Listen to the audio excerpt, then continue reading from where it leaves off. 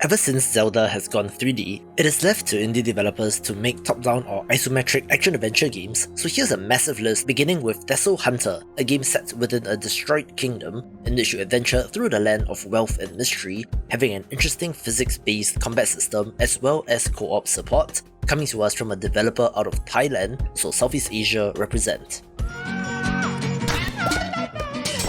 A game with just an absolutely amazing look is the Ballad of Bonky, in which, personally, I don't really care for claymation all that much, but I do think that this still looks great. It's a wacky title since our heroes are attempting to uncover a conspiracy that involves cryptids, evil robots and lizard overlords, with the pinball-like combat looking fascinating as well.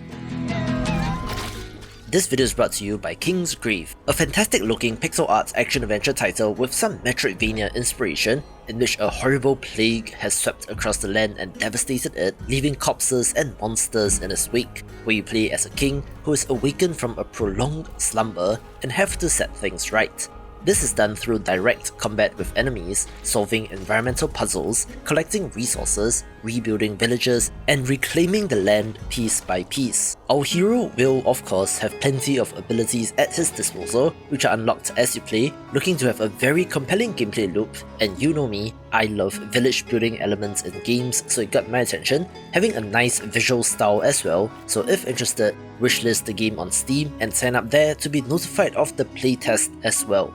Kingsgrave.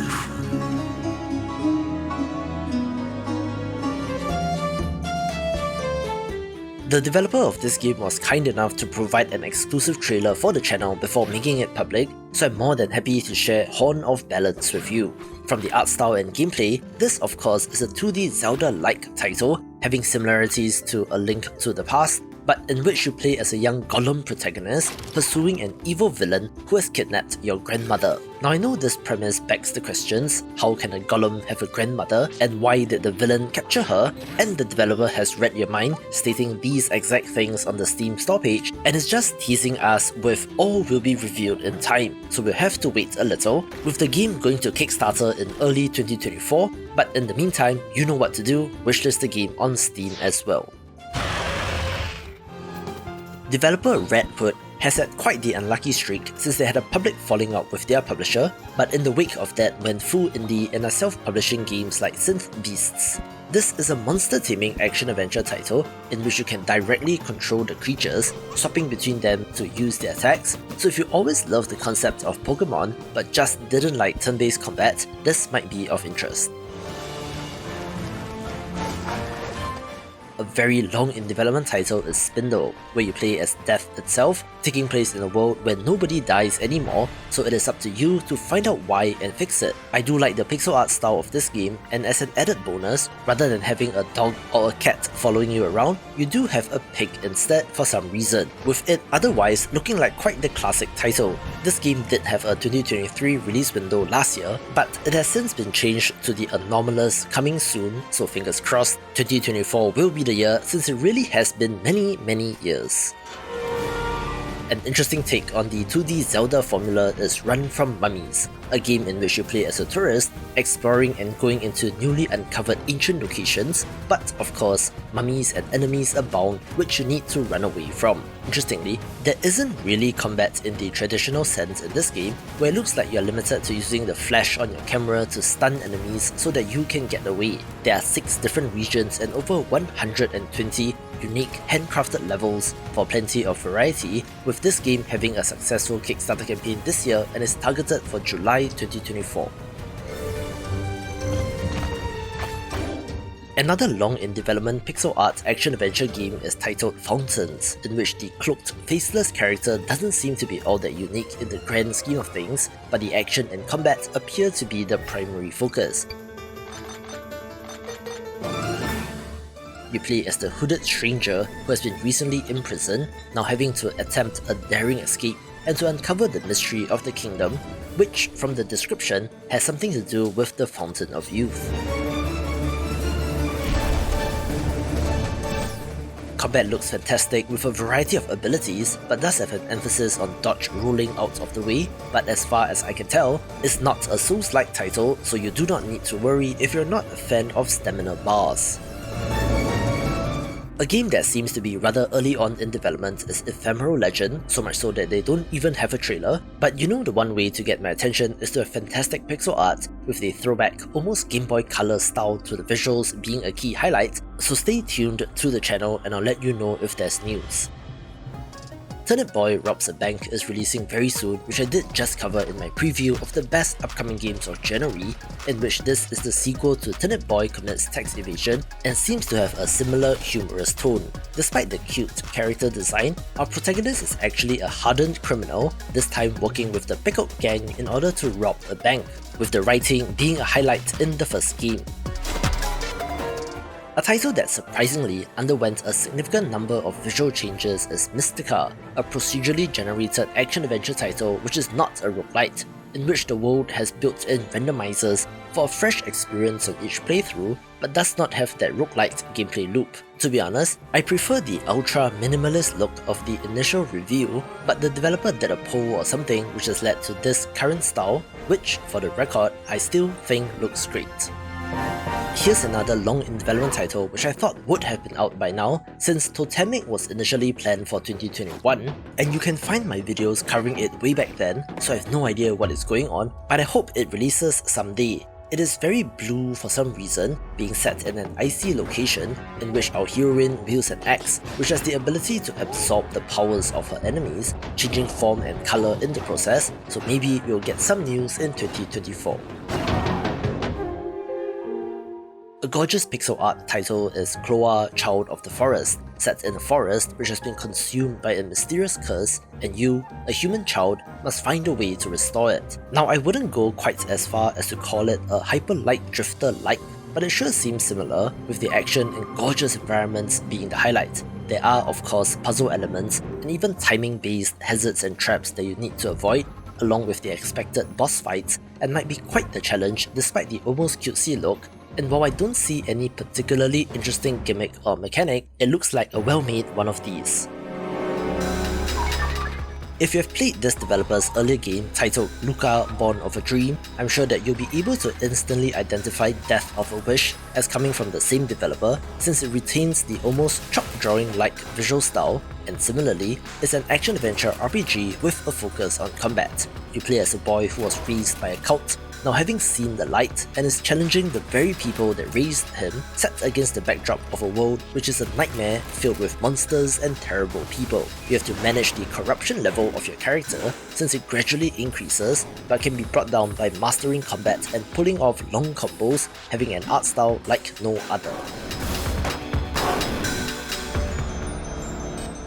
I also just mentioned Crystal Story Dawn of Dusk, since the 16-bit pixel art action-adventure title just announced a release date, and it is very soon in January, taking place in the world of parallel dimensions. You play as a character from a place known as the Dawn side, now having to travel to the Dusk side to save her brother who was kidnapped by a demon, having to use a variety of weapons and even fire magic to battle enemies. It looks fantastic, having some Earthbound vibes, but it's a full-fledged action title, even having a Final Fantasy-like airship to explore the overworld and even mini-games to shake things up, making it one to keep an eye on.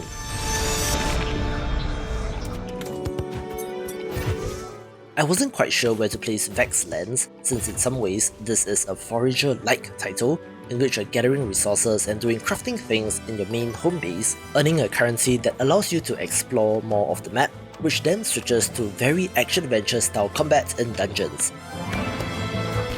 Like the games that came before this, the gameplay loop should be very compelling, since after every cycle of gathering and crafting, you will unlock some new item or upgrade that allows you to get just a little bit further in exploration, which then allows you to access new areas and so on, and might just become a mega hit.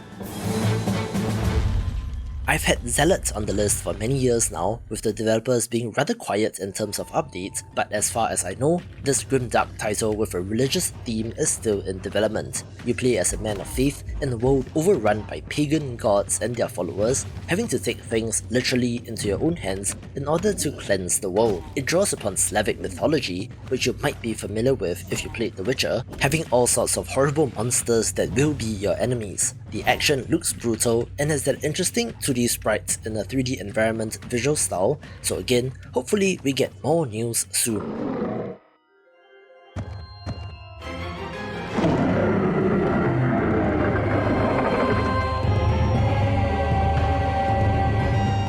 Good news everyone, another Kickstarter success story that has been way too long in development is Hazelnut Bastille, where I suspect that this developer bit off more than they could chew with the campaign, promising to make this game as well as an 8-bit prologue game at the same time, more on that later, but the developer has been fairly active on Twitter and is posting clips of the game, which has undergone a drastic visual overhaul and looks nothing like the game on the Steam store page, but at least it's in development, so I'm keeping my fingers crossed. The next game from the developer of Anodyne, Anodyne 2, Even the Ocean and Symphony is titled Angeline Era, a dungeon-crawling action-adventure title with a sick throwback look, having a camera which is fixed when you're in a room of a dungeon, but the camera moves around when you're in the overworld or are out of combat. I love the throwback visuals of this game, which is an interesting choice since I'm beginning to see more N64 and PSX era inspired looks as compared to pixel art. It has both ancient and futuristic dungeons of charming creatures and unholy abominations, so you cannot quite pin down the influences or theme of this game. Also, it self-describes as a 3D action RPG, where that term certainly is loaded, with my personal grouping being third-person behind-the-back ARPGs, isometric ARPGs like Diablo, and then everything else is Zelda style but not Breath of the Wild style, so genres sure are a confusing way of classifying games.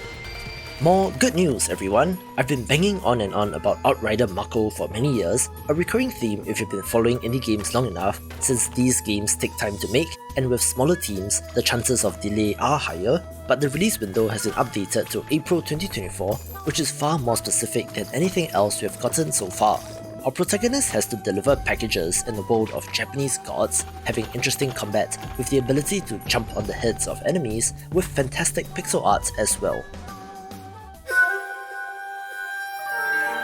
Due to difficulties in genre classifications as mentioned earlier, I'm not quite sure if I should have put Ronin Trail in this video, so let me know what you think after hearing the description. It's an action-adventure title in which you play as a Ronin samurai who has essentially become unemployed at the change of an era in which Japan was at peace, now having to wander the countryside and attempt to survive.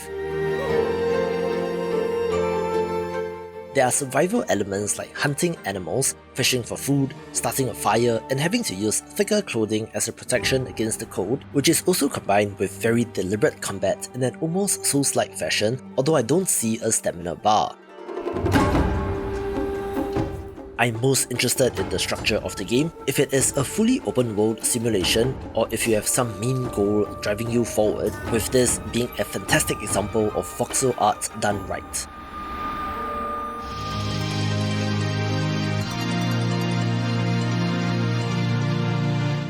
Another Kickstarter success story is Aethyr, an open-world action-adventure title inspired by the golden age of RPGs of the 90s and early 2000s, most likely pointing towards games like Secret of Mana and Alundra. It has real-time combat and exploration as your character attempts to unlock the secrets of Aethyr, but adds on many RPG-style progression systems to keep things interesting. It is an almost RuneScape-like system in which skills level up the more you use them, and with 21 different skills to specialize in, along with a crafting system for equipment and a brewing system for alchemy, and you have the foundation to build something great. The developer also refers to something known as the Astral Dream, with the trailer teasing that it's not just a medieval fantasy world, but also has enemies on a much more cosmic scale.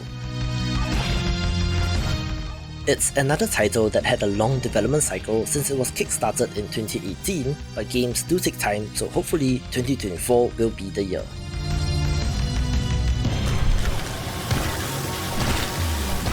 Here's one of the sickest looking games that you might not have heard of, in which Duel Corp is a third-person action-adventure RPG with an unrestricted class system and direction-based combat. There isn't any information on your character, their motivations, the setting, or what the main goal is, with the store description only talking about the technical aspects of the game and also has 2-player co-op for some reason, but still, it looks good and is targeted for 2024, so we'll have to see.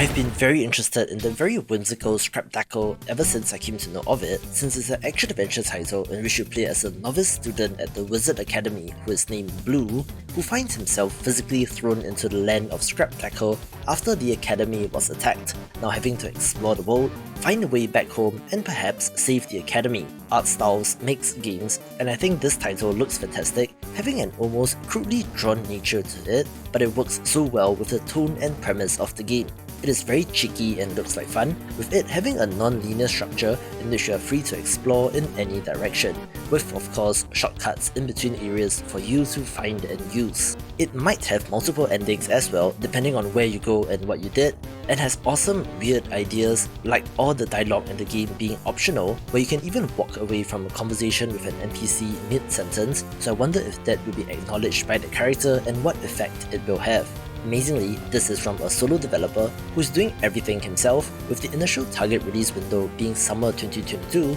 so it has been a while and hopefully 2024 will be the year.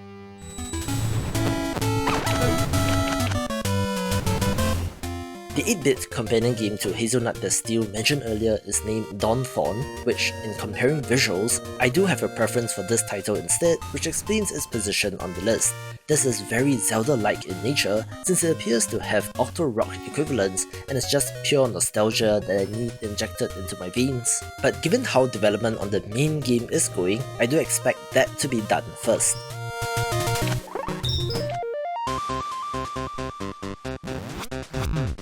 I was so very excited when I found out about Master Key, since this 1-bit black and white pixel art game looks fantastic, which is a very difficult art style to pull off, although it does have different colour palette versions to choose from if you're so inclined. It looks like Minute meets Tunic, in which you're exploring the world, building the powerful Master Key and attempting to find out what it can unlock. Interestingly, the key can be swung like a sword and has a focus on item-based exploration and unlocks, with an emphasis on secrets as well, and should be out in Q1 2024.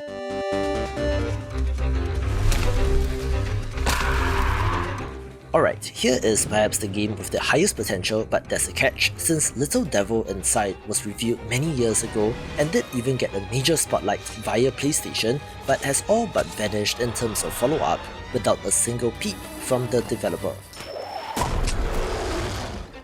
Maybe it was revealed too early since the footage is all pre-alpha, with the art style and animations certainly getting a lot of attention. It sees our hero traversing across a wide variety of landscapes, fighting enemies, and even doing life sim stuff like fishing, kind of looking similar in structure to games like Breath of the Wild, so if the developers are watching and want to give their community an update, feel free to drop me a message.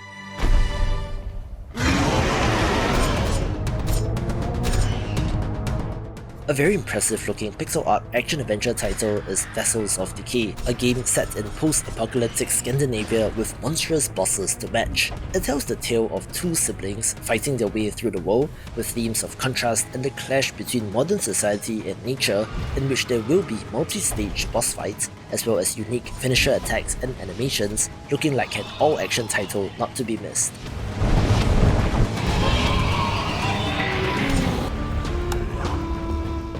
Again, a title that might not exactly fit in this video is Drova Forsaken Kin, since I've seen comparisons between this game and the Gothic RPG series which I'm not familiar with, perhaps being more on the action RPG end of things, but it's not a Diablo-like. But anyways, this game looks fantastic and I'm pretty hyped for it. It is set in a grimdark medieval fantasy world, this time drawing upon Celtic mythology, in which a power has been discovered that allows people to capture the spirits that govern nature, and to exploit these, setting up the main narrative backdrop of the game. You have to choose one of two factions to join, each with their own goals, with the dynamic, handcrafted open world looking very intriguing and has the potential to be one of the best releases of the year.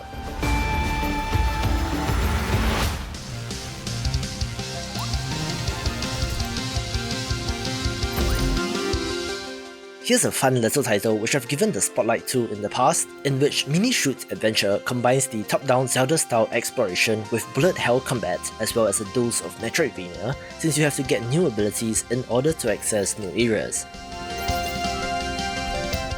I know, bullet hell titles are not for everyone, but this appears to be a much more forgiving one of these as compared to the real bullet hell titles like the Toho games, having a vibrant, cartoony world as well that looks fun.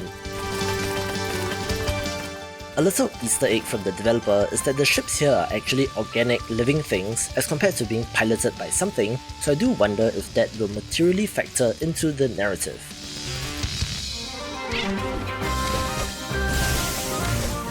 Indie developer The Gentle Bros is one of the most successful in Singapore, which is a rare feat since it's really not easy being an indie developer in my home country, with their success predicated on the Cat Quest games, with the third entry being of interest here, which has a pirate theme. The first two titles had a more generic medieval fantasy setting, so cats and dogs in armor, with the naval focus being a different take which is of interest. In particular, there is naval combat in the ship and retains their classic looking style of characters moving across and fighting on the world map itself, and looks to be another hit.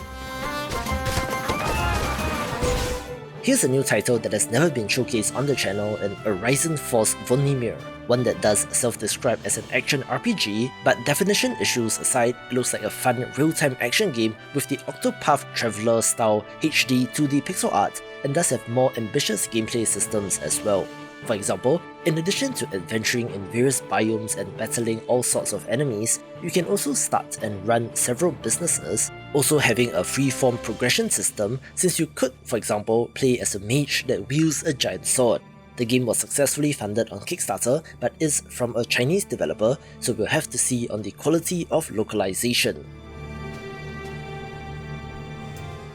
I believe we're finally getting close to the finish for Elementalist, a pixel art title that, from the title, of course involves the use of elemental magic. Due to your actions, the elements have gone wild and have destabilized the world, so, driven by your guilt, you go about trying to set things right by adventuring through dungeons and using the elements to your advantage. There are 8 dungeons, and not coincidentally, 8 different types of elemental magic which you can use in clever combos, for example, freezing enemies with ice and then hitting them with a slower moving but very powerful earth attack. Interestingly, it has a non-linear structure, so you can explore the dungeons in any order, where you can also use the elements Metroidvania style to access new areas, looking like quite the complete package. Again, the initial target was 2022, and then 2023, and now 2024, so fingers crossed it will finally release.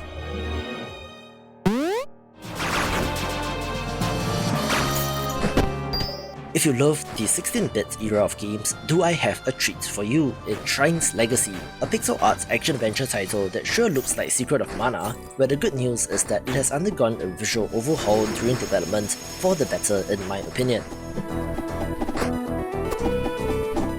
Like Elementalist, elemental magic plays a central role here as our 2 heroes try to save the world. Yes, I said 2 characters, with the game having full co-op support, but is still playable in single player, with the other character being controlled by the game, looking to be another classically designed title.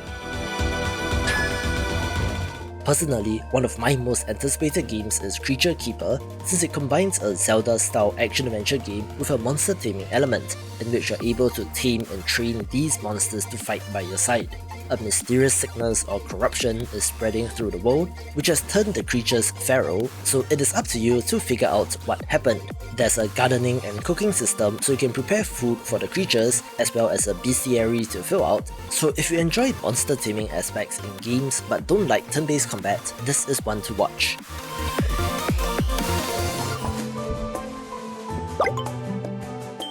A relatively new title that you may not have heard about is Little Lands, one that immediately stands out due to the art style, which kind of evokes children's wooden toys set in a whimsical world that has both action-adventure and life sim elements. It is still early on in development and is still subject to change, with the plot details being a little vague, in which you play as a youngster going on a grand adventure to explore the world.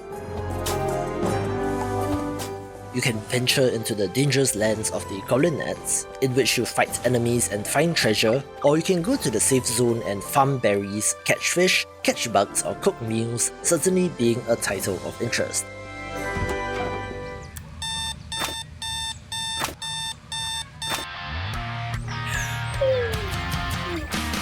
Meet Becky Brewster, the new kid in town. Freshman life moves pretty fast at Carpentersville High. Classes, field hockey, social media, and, oh yeah, Vampire Slave. Speaking of amazing art styles, #Blood would not be out of place on Cartoon Network, save for the copious amounts of violence and blood, which is no surprise since this developer has primarily been an animation studio who are trying their hand at something new. You play as a freshman in high school who just so happens to be a descendant of a long lineage of vampire hunters having to use a hockey stick to fight evil when the need arises. It looks absolutely gorgeous and cartoony with exaggerated animations in transformations and attacks, but I just love the idea of a playable cartoon. Sharpen your pencils, because there will be blood.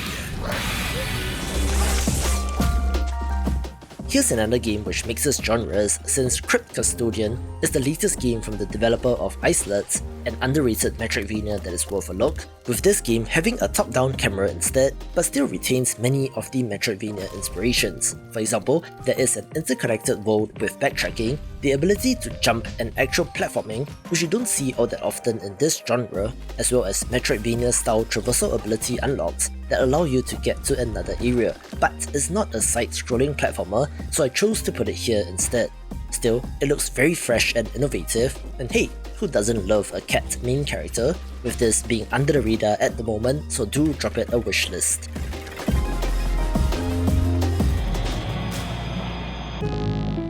I guess patience is really running thin with this developer, since Radio the Universe is another Kickstarter story that has seen development taking way longer than expected, with it being funded more than 10 years ago, with the usual accusations of this being a scam and backers wanting their money back, but I have been in contact with the developer, who, as far as I know, is still working on the game. It has quite a cryptic setup in which you play as an immortal wanderer exploring the ruins of a mysterious city, adding in dreams and nightmares as well to mess with your brain even more. It might just end up being one of those cult classics, but we'll have to wait a little longer. One of the most obvious no-brainer picks for games in this genre is The Plucky Squire, coming to us from a studio with James Turner, who was previously art director and designer on Pokemon, so to say that the pedigree is good is an understatement. This is a vibrant and colourful action-adventure title with an amazing cartoony look, in which our heroes are fighting against the forces of an evil sorcerer in order to protect the world. But then comes the twist that these characters can escape the 2D book and go into full 3D. As such, it seems to be kind of like Mario Odyssey but in reverse, seeming to be a 2D Zelda-like first and 3D platformer second, with this game initially slated for 2023 but it got delayed, so 2024 looks pretty likely. If you have been following indie games, I'm sure you know about Shovel Knight by now. If not, go check out my video on the best action platformers. So yes, the next game from that developer is of interest in Mina the Hollower, looking to carry on their legacy of modern 8-bit titles. Our heroine is adventuring on a cursed island in a desperate attempt to lift the curse, battling enemies and bosses in the process. Unsurprisingly, I think that this game looks awesome, having some interesting movement options as well, such as the ability to leap as well as to burrow, having a bunch of gameplay systems like different kinds of weapon trinkets, unusual sidearms and more, with the Victorian Gothic setting looking great, and I cannot wait to discover the secrets in this game. If you love this video, watch this for more upcoming indie games.